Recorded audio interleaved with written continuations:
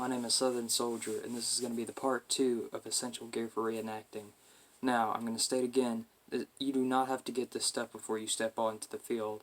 This is just what I would look at getting as your first pieces of gear. Now, this is all my opinion, so take it with a grain of salt, but this is what I recommend. So, I went into detail about my list in the last video, so if you want to see that, you can find it on my channel. But I'm just going to pick up from where I left off. Like I said, with kepis, you don't have to worry about what color they are. I mean, if you want to do standard gray, that's fine. Richmond or medium gray. But I would try and go through your first sergeant first and see what they recommend getting before you get kepi. And that goes for any pieces of gear that you get whenever you're going into reenacting. Ask your first sergeant. They know what your unit wore, and they'll help you to wear the right gear. So, yeah. There are also Confederate forage caps. Now, forage caps are something that go into Union stuff, but I'll get into that in a minute. Now, what forage cap will look like is it's like this, but floppy. I don't really know how to explain it. I don't have an example, but you can wear those. Don't know how often they were worn in the Civil War, but I know that they were worn. So if you can find a Confederate forage cap, I would get it if you don't have a hat. Kepis don't offer a lot of protection though, so I mean, I only wear mine for looks, not gonna lie. You can find a reason to wear yours. I only wear mine for looks.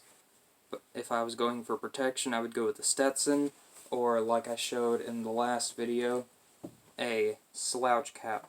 If you want to learn more about the different types of hats, watch my last video. But yeah, that goes for hats. Now, what not to get if you go to get a kepi. You will see this a lot.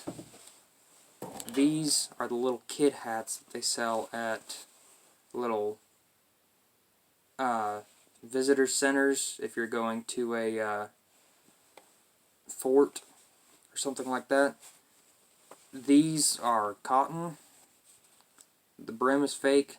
It's cardboard. The strap is fake. And that's what it looks like on the bottom and on the inside. And it's got an elastic band. Whatever you do, do not get these. I made that mistake of wearing this to my first reenactment, and they pretty much wanted me to wear something different, which I don't blame them, because these do not look accurate, and you can definitely tell the difference. Real kepi, fake kepi. So yeah, go with the real stuff. Now this only costed me $15. This, I think, costed $5. Don't go cheap. I mean, this was still cheap, but, don't try and go bare minimum. Spend the money for the good stuff. But yeah, that's for kepis. Now, one thing that I do want to touch up on before I go into Union stuff is, with your brogans, before you step onto the field, I would recommend getting some shoelaces for them. Get leather ones. Don't try and go with brown cotton. It's just more authentic. Now, there's black leather and there's brown leather. I like the brown leather.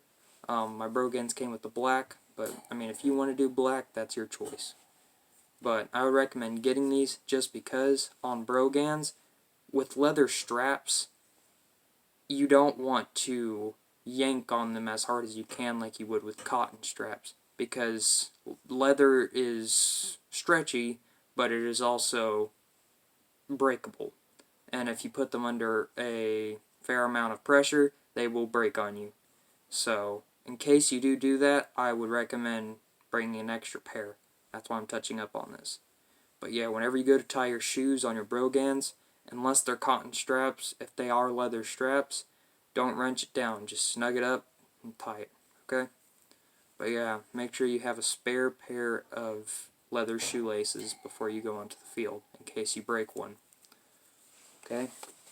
Now, I don't have Union stuff yet, but I'm just going to say that a lot of your Confederate stuff can carry over to Union, and a lot of your Union stuff can carry over to Confederate.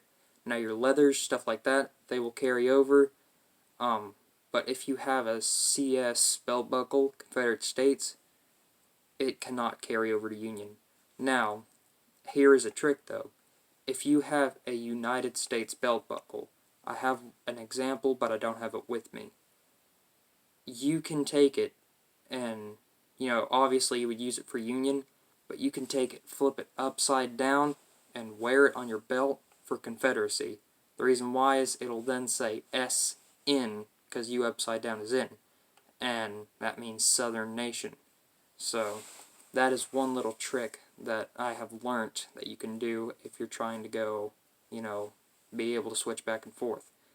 Now as far as pants go, well, I won't get into uniform, that'll be another video. But yeah, you can use a lot of your gear to switch back and forth. Now, going into the Union forage cap, now, like I said before, a forage cap is like a kepi, but it's more floppy, and it's blue. Now, that would probably be your best bet if you were going to do a Union impression, because slouch caps and Stetsons, not as common with the Union, unless you were like a Raider or a, I don't know, Cav maybe, but, I mean, your common ones were your forage caps and a Hardy hat. Now, a Hardy hat looks a lot like my slouch cap. It is folded up on one side, and it usually has the U.S. Eagle that's pinning it up. But, yeah, Hardy hat would be a good choice, too. But like I said, before you get anything, run it through your first sergeant. That way they can tell you what to get, what exactly to get, because they know more about it than you do, more than likely. Okay? But, yeah, that should conclude part 2. I will be making more videos maybe tomorrow. Try and do 2 every day. But, yeah. Thank you guys for watching. I greatly appreciate it. If you like this video, give me a thumbs up in the box below. Please subscribe. I would greatly appreciate it.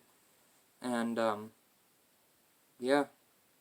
And please tell your friends about this channel. It would really help out. So, thank you all for watching.